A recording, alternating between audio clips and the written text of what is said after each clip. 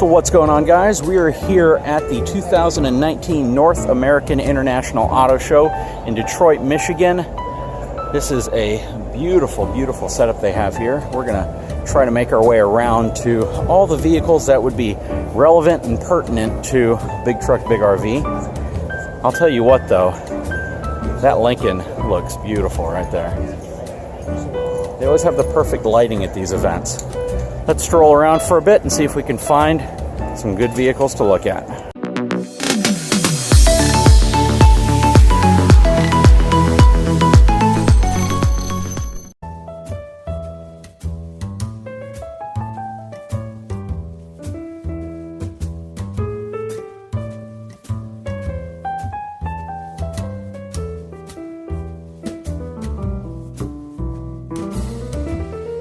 My only concern would be if you have a trailer hitch, the potential for contacting it if you drop the center tailgate. There's about 1.5 inches of clearance there.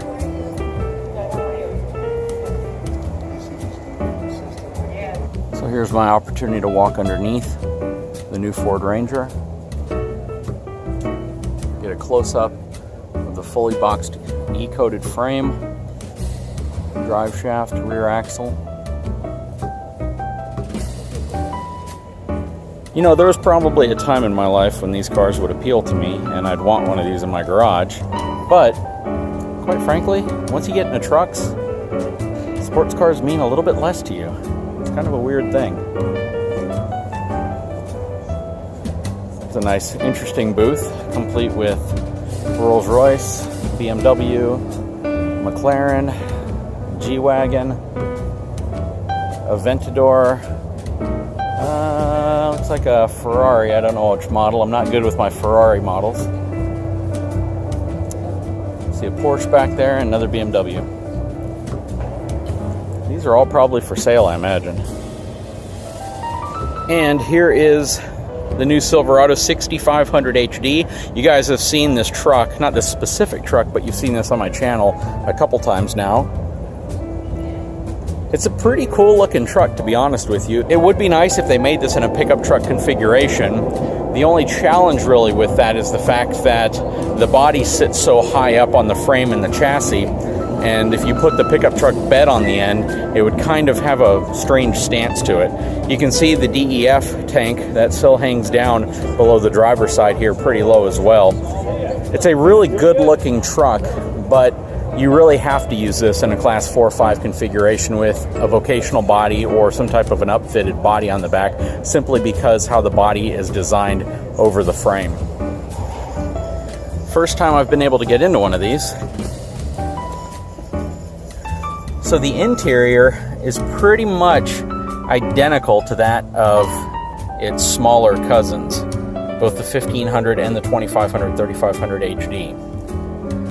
You have the ability to utilize these switches here for either upfitters or vocational body controllers, whether it's a dump bed, whether you need an auxiliary connection, or you have your standard upfitter connections here.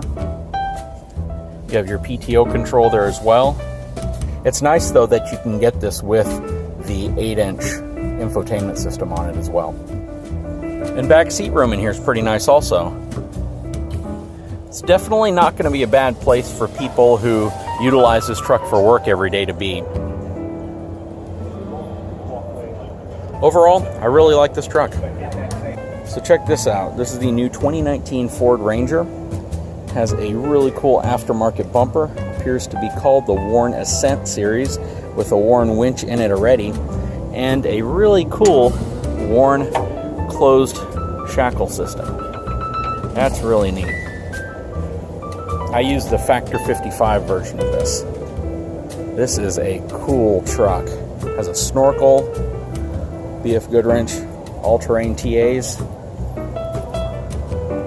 That is just a cool, cool looking Ranger. Again, not a huge fan of sports cars anymore, but I am a fan of the Corvette ZR1. I think it's a beautiful car. There's one thing that can be said about Corvettes, is that you get a heck of a lot of car for the money. They've always been kind of the value leader in that segment. I've personally never felt the need to own one though, but I do think they're beautiful, very powerful cars. That is one pretty looking truck. 2019 Chevy High Country. You guys have already seen my review on the Trail Boss. I need to take one of these out because this is going to be its premium package. And some of the things I didn't like about the Trail Boss in terms of button placement and blank spots really aren't going to exist here. So taking a look inside of this High Country, you can see it has the two-tone leather, which looks really nice, and absolutely no blank spots. This thing has every conceivable feature and option added to it, and it just looks a lot cleaner that way. When you don't have any empty spots here, everything's filled out really nicely. This is a beautiful truck. And honestly, the front end's grown on me. I really like the way it looks now. It at first looked a little strange, but after you've seen it for a while, after you've seen some on the road, and you kind of take a look at how the lighting works, how they've placed everything, it does have a nice look to it overall, especially in this High Country trim. So in case you haven't seen how the new Chevy bed works, it's a push button release, just like all the other trucks now, but it also can lift up. You basically walk up to it, lift your legs slightly, and the tailgate will go back to the up position. So once the tailgate's down, you can also lightly lift, and it'll go back up. So this is a really cool looking SUV from Hyundai. It is a third row SUV. It's called the Palisade. It has some really great lines to it. When you look at it at first, you kind of get cues of Lincoln slash Volvo slash something else, but taking a look at the inside, pretty nice. Check out the trimmer on the door. Look at that infotainment screen. The entire dash gauge area is one big display.